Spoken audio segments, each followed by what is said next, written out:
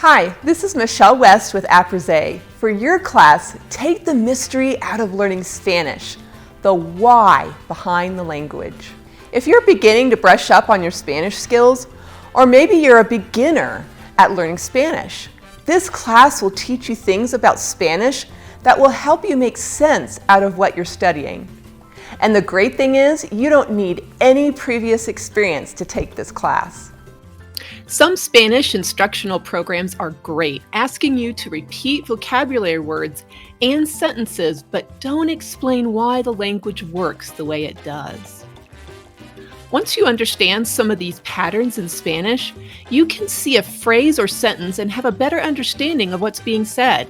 This speeds up your learning time and gives you an increased ability to create sentences on your own.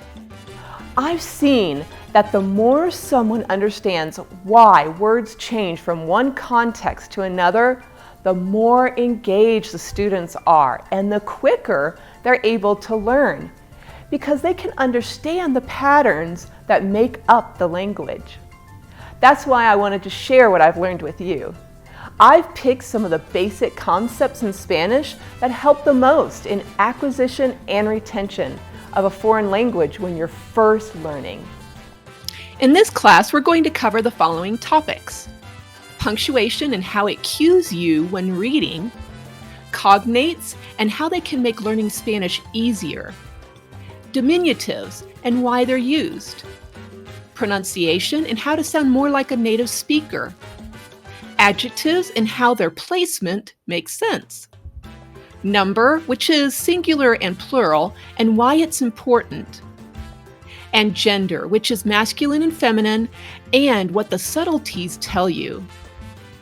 In Lesson 5, covering pronunciation, there's a pronunciation guide and an associated worksheet in the Projects tab of this class, so you can put what's covered in that lesson into practice.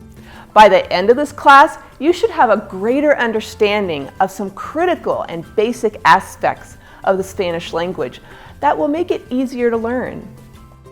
There are two ways you can take this online class.